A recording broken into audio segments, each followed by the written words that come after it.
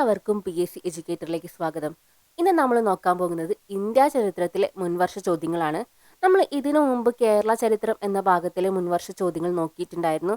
2021 മുതലുള്ള ചോദ്യങ്ങളാണ് നമ്മൾ നോക്കിയത്. ആ ഒരു വീഡിയോ കാണാത്തവർക്ക് വേണ്ടിയിട്ട് അതിൻ്റെ ലിങ്ക് ഞാൻ താഴെ ഡിസ്ക്രിപ്ഷൻ ബോക്സിൽ കൊടുക്കുക. കാണാത്തവർ എന്തായാലും പോയി കാണുക. പിന്നെ വീഡിയോയിലേക്ക് കടക്കുന്നതിന് മുൻപ് എനിക്ക് നിങ്ങളുടെ അടുത്ത് പറയാനുള്ളൊരു കാര്യം, എൻ്റെ വീഡിയോ നിങ്ങൾ ആദ്യമായിട്ടാണ് കാണുന്നതെങ്കിൽ ദയവായി സബ്സ്ക്രൈബ് ചെയ്യണം. കൂടെ ആ ബെല്ലൈക്കണും കൂടി പ്രസ് ചെയ്തിട്ടുണ്ടെങ്കിൽ ഞാൻ അപ്ലോഡ് ചെയ്യുന്ന വീഡിയോസ് നിങ്ങൾക്ക് വേഗം കാണാൻ വേണ്ടിയിട്ട് സാധിക്കും. അപ്പോൾ നമുക്ക് വീഡിയോയിലേക്ക് കടന്നാലോ. ആദ്യത്തെ ചോദ്യം, ഇന്ത്യയിൽ ആദ്യമായി വന്ന യൂറോപ്യന്മാർ ആരാണ്? പോർച്ചുഗീസുകാരാണ് ഇന്ത്യയിൽ ആദ്യമായി വന്ന യൂറോപ്യന്മാർ. നമ്മൾ ചെറിയ ക്ലാസ്സിലൊക്കെ പഠിച്ചിട്ടുണ്ട്, വാസ്കോഡ ഗാമ കോഴിക്കോട് കാപ്പാട് കടപ്പുറത്ത് കാലുകുത്തി എന്ന്.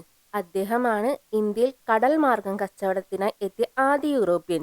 വാസ്കോഡ ഗാമ എന്ന് പറയുന്ന വ്യക്തി പോർച്ചുഗീസുകാരനാണ്. അതുകൊണ്ട് ഇന്ത്യയിൽ ആദ്യം എത്തിയ യൂറോപ്യന്മാർ ആരാണ്? പോർച്ചുഗീസുകാരാണ്.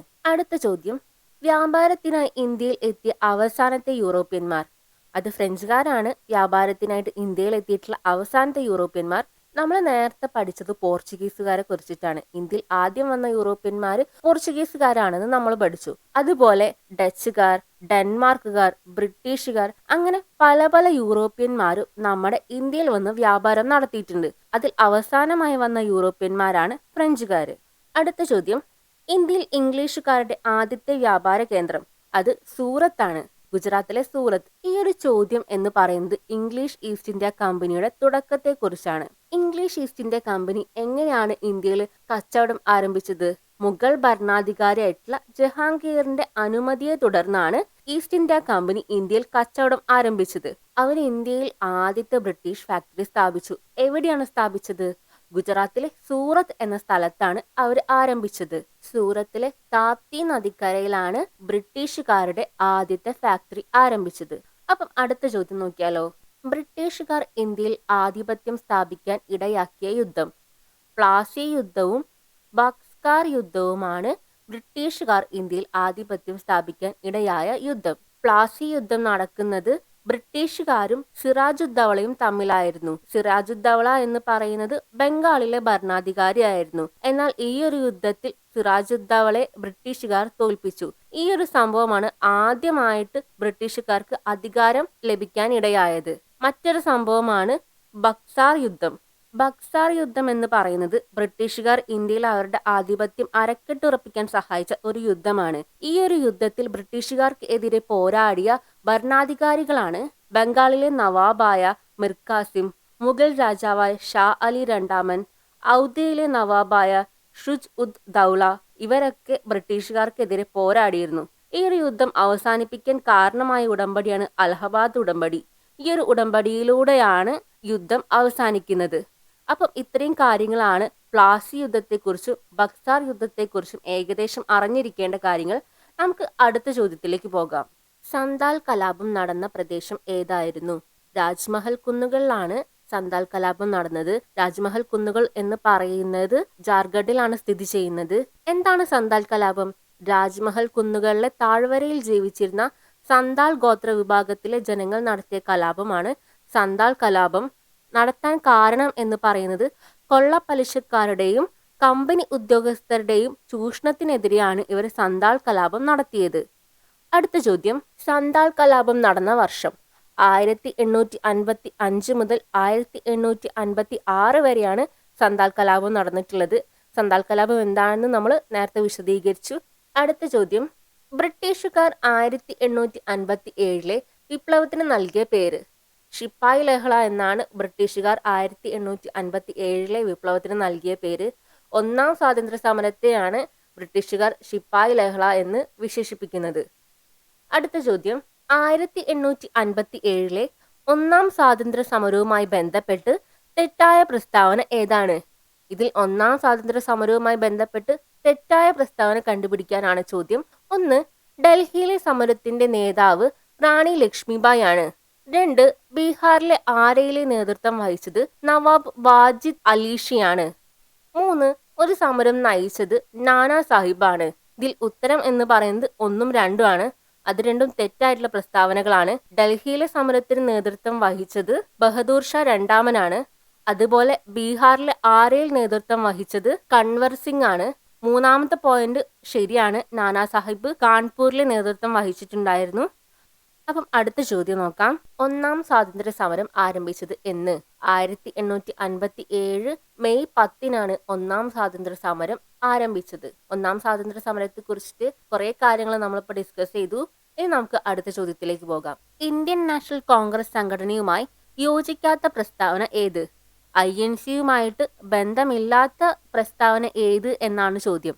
ഒന്ന്, ഇന്ത്യൻ നാഷണൽ കോൺഗ്രസിന്റെ ആദ്യ സെക്രട്ടറി WC ബാനർജി ആയിരുന്നു. 2, INC-യുടെ ആദ്യ സമ്മേളനം നടത്താൻ തീരുമാനിച്ചത് പൂനെയിലായിരുന്നു. 3, ഇവിടത്തെ ആദ്യ സമ്മേളനത്തിൽ പങ്കെടുത്തത് 72 പേരായിരുന്നു. 4, INC-യുടെ രണ്ടാം സമ്മേളനം നടന്നത് മദ്രാസിലായിരുന്നു. ഇതിൽ ശരിയായിട്ടുള്ള ഉത്തരം 1ഉം 4ഉം ആണ്. ഈ 1ഉം 4ഉം ഓപ്ഷൻസ് ആണ് INC-യുമായിട്ട് യോജിക്കാത്ത പ്രസ്താവന. കാരണം ഒന്നാമത്തെ പോയിന്റ് ആയിട്ടുള്ള ഇന്ത്യൻ നാഷണൽ കോൺഗ്രസിന്റെ ആദ്യ സെക്രട്ടറി അല്ല, ആദ്യ പ്രസിഡന്റ് ആണ് WC ബാനർജി. ആദ്യ സെക്രട്ടറി എന്ന് പറയുന്നത് അലൻ ഒക്ടോവിയൻ ഹ്യൂം ആണ്.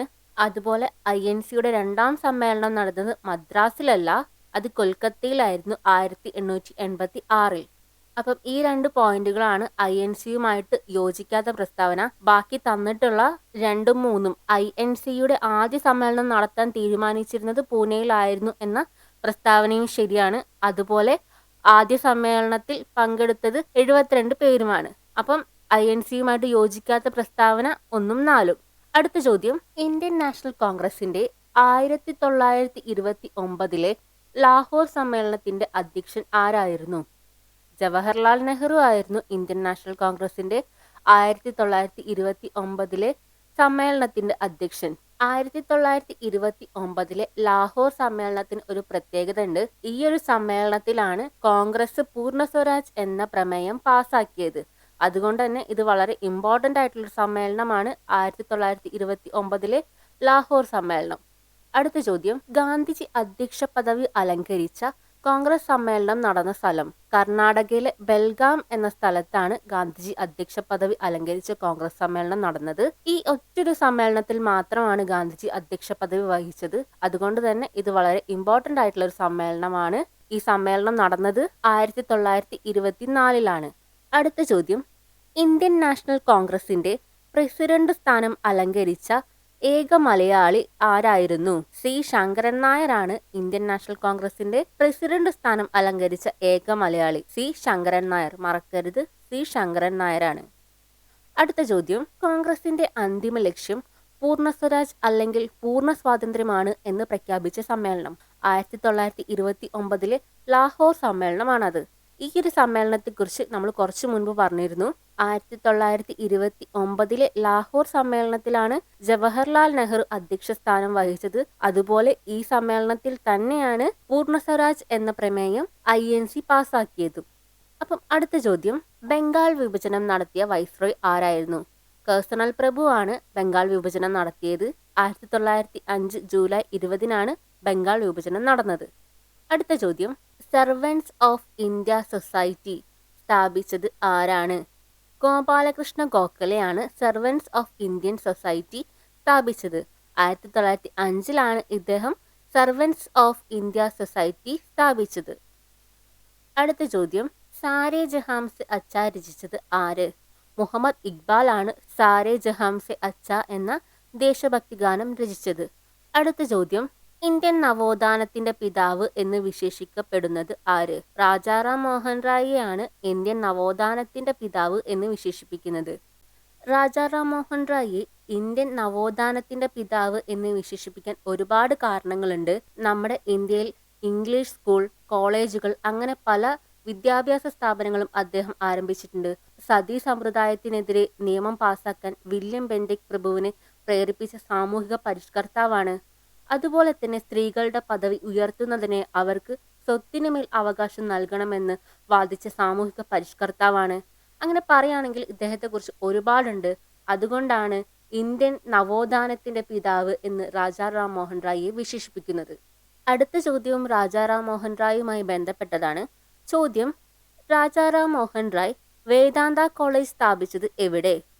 കൽക്കട്ടയിലാണ് രാജാറാം മോഹൻ റായ് വേദാന്ത കോളേജ് സ്ഥാപിച്ചത്. അടുത്ത ചോദ്യം. ആധുനിക ഇന്ത്യയിലെ സാമൂഹിക പരിഷ്കരണ പ്രസ്ഥാനങ്ങളുടെ പ്രഭാത നക്ഷത്രം എന്നറിയപ്പെടുന്നത് ആര്? രാജാ റാം മോഹൻ റായ് ആണ് ആധുനിക ഇന്ത്യയിലെ സാമൂഹിക പരിഷ്കരണ പ്രസ്ഥാനങ്ങളിലെ പ്രഭാത നക്ഷത്രം എന്ന് അറിയപ്പെടുന്നത്. ആര്യ സമാജം എന്ന സംഘടനയുടെ സ്ഥാപകൻ സ്വാമി ദയാനന്ദ സരസ്വതിയാണ്. ആര്യ സമാജം എന്ന സംഘടനയുടെ സ്ഥാപകൻ ആരാണ്? സ്വാമി ദയാനന്ദ സരസ്വതിയാണ്. അപ്പം ഇത്രയും ചോദ്യങ്ങളാണ് ഇന്നത്തെ ഈ ഒരു വീഡിയോയിലുള്ളത്. ഇന്ന് എടുത്തിട്ടുള്ള ഇന്ത്യ ചരിത്രം എന്ന ഭാഗത്തിലെ എല്ലാ ചോദ്യങ്ങളും നിങ്ങൾക്ക് മനസ്സിലായെന്ന് വിചാരിക്കുന്നു. ഓരോ ചോദ്യത്തോടൊപ്പം തന്നെ ഞാൻ അതിൻ്റെ കാര്യങ്ങളും നിങ്ങൾക്ക് വിശദീകരിച്ച് തരുന്നുണ്ട്. ഇനിയും എന്തെങ്കിലും സംശയങ്ങളും കാര്യങ്ങളും ഉണ്ടെങ്കിൽ നിങ്ങൾ കമൻറ്റ് ചെയ്യുക. ഈ ഒരു വീഡിയോ അവസാനിക്കുന്നതിന് മുൻപ് എനിക്ക് നിങ്ങളുടെ അടുത്ത് പറയാനുള്ളൊരു കാര്യം, എൻ്റെ ഈ ഒരു വീഡിയോ നിങ്ങൾ ഇതുവരെ സബ്സ്ക്രൈബ് ചെയ്തിട്ടില്ലെങ്കിൽ ദയവായി സബ്സ്ക്രൈബ് ചെയ്യണം. കൂടെ ആ ബെല്ലൈക്കണും കൂടി പ്രസ് ചെയ്തിട്ടുണ്ടെങ്കിൽ ഞാൻ അപ്ലോഡ് ചെയ്യുന്ന വീഡിയോസ് നിങ്ങൾക്ക് പെട്ടെന്ന് കാണാൻ വേണ്ടിയിട്ട് സാധിക്കും. അതോടൊപ്പം എൻ്റെ ഈ ഒരു വീഡിയോ അവസാനം വരെ കണ്ട എല്ലാവർക്കും ഞാനിവിടെ നന്ദി രേഖപ്പെടുത്തുകയാണ്. അപ്പോൾ നമുക്ക് വീണ്ടും മറ്റൊരു വീഡിയോയിൽ കാണാം.